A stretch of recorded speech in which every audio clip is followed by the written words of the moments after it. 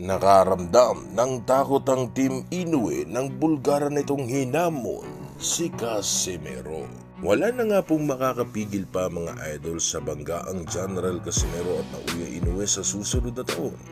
Ito po'y dahil sa hinayag na nga po nitong si Inoue na bago magtapos ang taong kasalukuyan ay kanya na kunong gustong tapusin ang paghamon sa kanya ni Casimero. Ang laban pong ito ay gagawin para sa isang world title voluntary defense na ibibigay po kay Casimero para matuloy ang naisasabing laban. Tinawag po ni Naoya Inoue na unfinished business ang magiging laban nila nitong si Casimero dahil sa meron po kasing naudlot na laban sa pagitan nila nitong ating kababayan sa 118 pounds bantamweight division. Yan naman ay paraan ito ni Naoya Inoue para sa gayon ay kilalanin niya ang kanyang sarili bilang isang hari ng dibisyon kung saan ay gusto nitong ubusin ang lahat-lahat ng mga boksingero na sa kanya ay ihaharang, dekalidad man o pantaba lamang ng kartada. Ito po'y dahil sa matatawag lamang niya na hari ang kanyang sarili kung kanya pong papaluhurin ang lahat ng kanyang mga makakalaban. Pero sa paghamon pong ito mga idol ay tila hindi naging masaya ang ilan sa kampo nitong si Inoue nang pangalanan po nito na itong si Casimero pala ang isa sa mga gusto niya talagang makalaban. Na kung saan ay inamin nga po ng kampo ni Inoue na hindi na nga daw nila ninanais pa na labanan itong si Casimero. Ito po ay dahil sa lubang napakadelikadong kalaban itong si Casimero na pwedeng makapagpabago sa nakaugalian nilang laban. Alam po kasi ng Team Inoue na hindi rin po kasi basta-basta ang ating kababayang ito. Pero ano nga ba ang naging talagang dahilan nitong si Inoue para tuluyan ang harapin itong maangas nating kababayan? Ito po ba ay dahil sa alam na ni Naoya Inoue na mabilis nang hingalin nitong si Casimero na pwedeng gawing bintahin ni Inoue para sa gayon na ituluyan itong tapusin sa laban. Pero mga idol, para sa akin ay kung may babalik po nitong si Casimero ang kanyang anghang sa lona na tumapos sa 2-time gold medalist at kinatatakutan noon sa 118 pounds bantamweight division na si Sulani Tete, ay malaki po talaga ang tsansa na makalusot itong si Casimero sa laban na ito.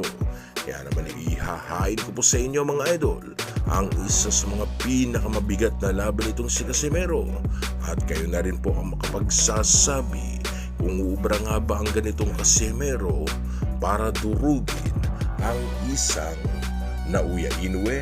Comment nyo na po ang magiging komento mga idol para sa gayon ay atin niyang pag-usapan sa comment section.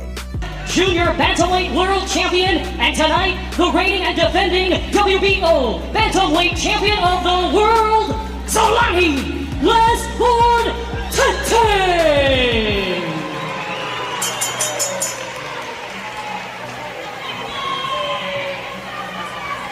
Okay, for cold break, boys, you take one step back.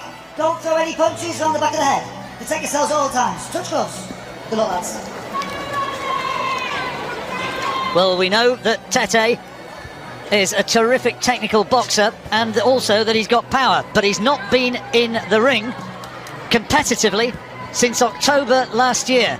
In that time, Casimero has had 3 knockout victories. His last 4 wins have all come by stoppage. He is a banger, and he is most definitely here thinking and believing that he can defeat this brilliant South African.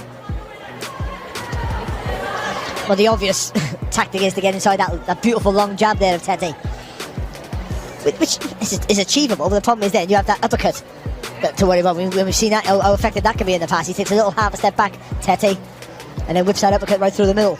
Tete had 1 win, which came in 11 seconds, the quickest ever in a world title fight. Well, it's not, I suspect that might never be broken. Casimero, who'll be known to British fans as the man who stopped Charlie Edwards in September 3 years ago in an IBF flyweight title defence. He won this interim title in February against Ricardo Espinosa and then defended it in August against Cesar Ramirez. Both those came by way of stoppage. Oh, he's a quality operator, and if you allow him forward momentum and he gets it on his side, then he's a really hard man to deter. He really is. So for Tete, it's just keeping him in his place all the time, pivoting on that front foot, whipping that jab out, not shortening the gap. Tete, tremendous athlete, stands 5'9", Only weighed 8 stone 4 at the weigh-in. Comfortably made the 8-6 limit. That's the crazy part of it. On occasion, he kind of just does enough. We commentated on a fight over in Yekaterinburg last year. It was that fight last October. And that was that sort of fight, wasn't it? He won by about a 4 or 5 point margin, but he never really took any risks at all. No, and you know, he can coast the fight, can't he? So he can stick in second gear, just pick you off and be happy with that. Well, fairly quiet opening round. Bell just coming up as Casimero tries to launch that right hand and just whips it through thin air. Well, as we go into the second round, how did you score that one, Murray? I give it to Tete. I think just some of those flicking jabs were enough to give him the edge for me. Casimero didn't really do enough, if anything, to be fair.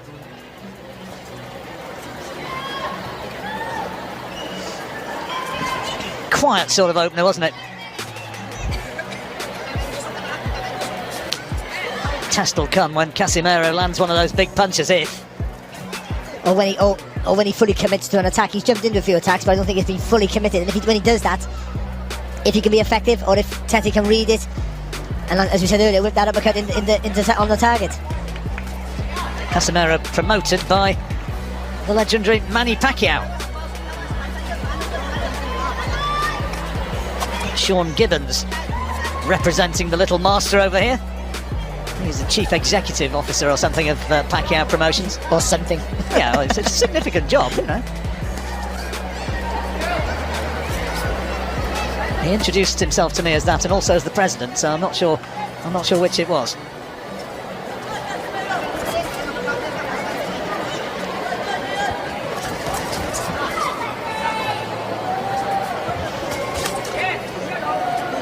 Again, Casimero got too much experience just to rush in because he knows he'll walk on the shots, but also with him not doing that means he's not being remotely effective. And even though Tete's not doing enough, he should be doing a lot more with that right jab, to be fair. Tete just looks huge in comparison to Casimero. That's an advantage he always has over pretty much every fight that he's faced. Talked about moving up in weights, that might happen at some point, and I guess another option, talked about Inui, but Rigondo, the Cuban, is fighting Liborio Solis for the regular WBA title. That's coming up in about 3 weeks, and Tete's talked about fighting Rigondo, or as he's correctly pronounced with the Spanish accent, Rigondao. And look, two absolute geniuses, but it could also be a stinker of a fight, because they might just both be looking at each other. Could be a chess match, couldn't it? Each other to make the first move, yeah. Which this is a little bit at the moment. Yeah, it is, you know, and again, Casimero trying to attack, but short little right hand there. I thought it was half a head as well.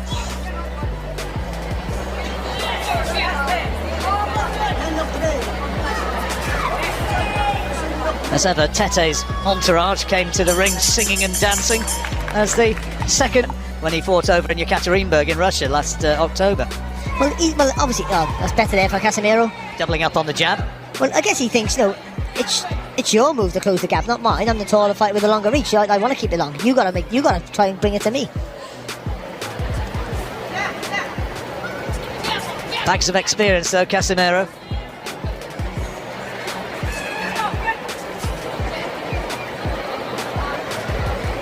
Got a record of 5 wins and 2 defeats in world title fights. Tete 5-1.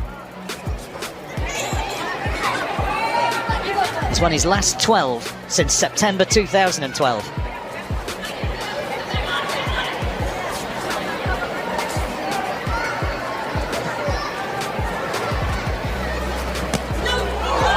Oh, Casimero got him.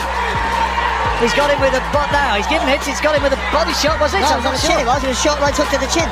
And he's in trouble. It's all over the place. He's in real trouble. Tete's in a lot of trouble. And the referee wants to look at him. He's allowing it to continue. But referee asking, is he okay? Casimero wants to finish it right here, right now. And finish it he has. The title changes hands in sensational fashion. Zolani Tete stopped by Jobriel Casimero of the Philippines. And the big South African favourite suffers a defeat which was simply not expected, no way. Well, we're sat here just praising Tete up, and all of a sudden Casimero comes in with a short hook, sort of turns the body, hits Tete sort of flush on the chin, squared up, that was it. He crumbled. It caught him on the blind side from where we're sitting, and you did well to pick that up because it was such a quick, short shot. It was. He jumped the attack there, and we're saying how good Tete is, and he waits for you to make the mistake, waits for you to engage. But we didn't. We weren't giving Casimero enough